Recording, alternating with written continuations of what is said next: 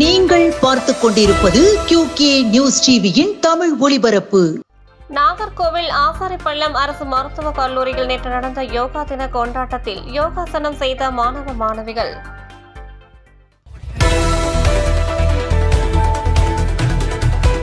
திருச்சி மாவட்டம் துறையூர் அரசு கலை மற்றும் அறிவியல் கல்லூரியை முதல்வர் ஸ்டாலின் காணொலி வாயிலாக திறந்து வைத்தார்.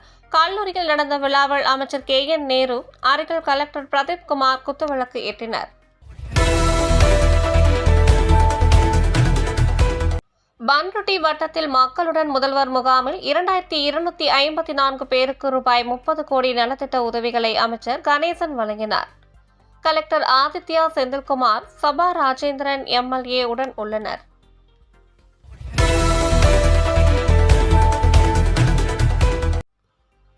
சேலம் மாவட்டம் ஆட்டியாம்பட்டி பேரூராட்சி பகுதியில் கலெக்டர் பிருந்தா தேவி கள ஆய்வு செய்தார்.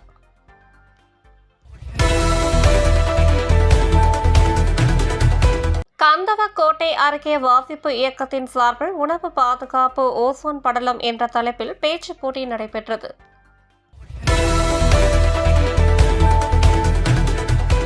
பதினோராவது உலக யோகா தினத்தை முன்னிட்டு ஒரே பூமி ஒரே ஆரோக்கியம் என்பதை வரவேற்று உடல் ஆரோக்கியத்தை வலியுறுத்தி சாதனை சகோதரிகள் மிஸ்பா, சாஜிதா ஆணிப்பலகை மற்றும் செங்கல்லில் அமர்ந்து தேசிய கொடியுடன் விழிப்புணர்வு யோகாசனம்.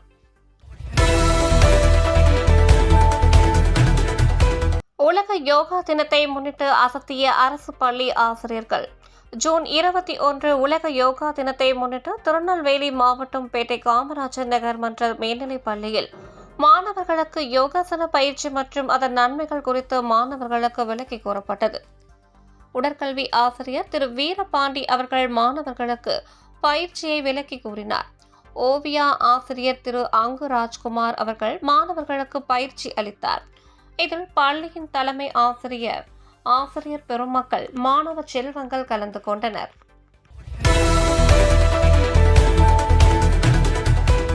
அரசு கலை மற்றும் அறிவியல் கல்லூரி திறப்பு.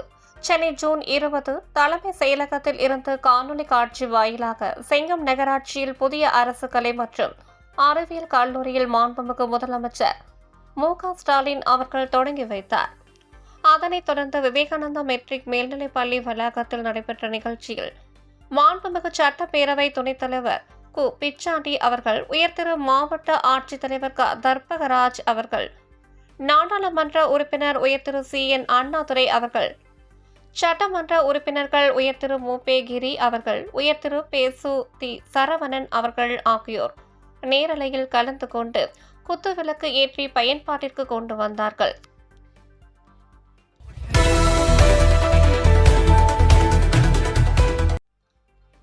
கஜ பூஜை விழா. கடலூர் மாவட்டம் ஜூன் 20 விருதாச்சலத்தில் அமைந்துள்ள கன்னிகா பரமேஸ்வரி அம்மன் ஆலயத்தில் மகிழா விபாக் சார்பாக வண்ண மலர்களால் அலங்கரிக்கப்பட்டு நெய்வேத்தியங்களுடன் தீபாராதனையுடன் கஜ பூஜை நடைபெற்றது. பெண்கள் அனைவரும் பாட்டுகள் பாடி 108 மந்திரங்கள் முழங்க கஜ பூஜை விமர்சையாக நடைபெற்றது.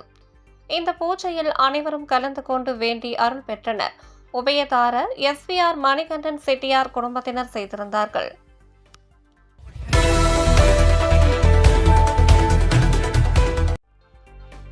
புதுக்கோட்டை மாவட்டம் கண்டியாநத்தம் புதுப்பட்டியில் மகளிர் சுய உதவி குழுவினர் தயாரித்துள்ள கைவினைப் பொருட்களை கலெக்டர் அருணா பார்வையிட்டார்.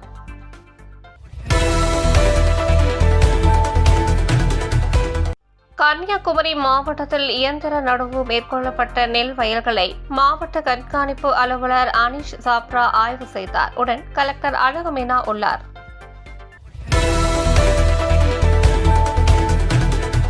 தூத்துக்குடி மாவட்டம் இரட்டை திருப்பதியில் நன்னீர் மீன் வளர்ப்பில் நவீன தொழில்நுட்பங்கள் குறித்து தூத்துக்குடி மீன்வள கல்லூரி மற்றும் ஆராய்ச்சி நிலைய முதல்வர் அகிலன் விழிப்புணர்வு ஏற்படுத்தினார்.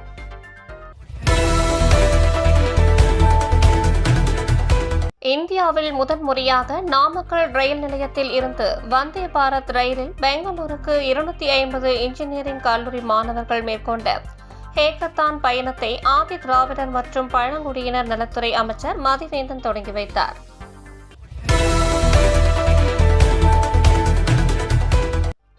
காவிரிப்பட்டினம் பேரூராட்சிக்கு உட்பட்ட 5 வார்டுகளில் நகர்ப்புற சாலை மேம்பாட்டு திட்டத்தில் ரூபாய் 91 லட்சம் மதிப்பில் சிமெண்ட் சாலை அமைக்கும் பணிகளை மதியழகன் எம்எல்ஏ தொடங்கி வைத்தார்.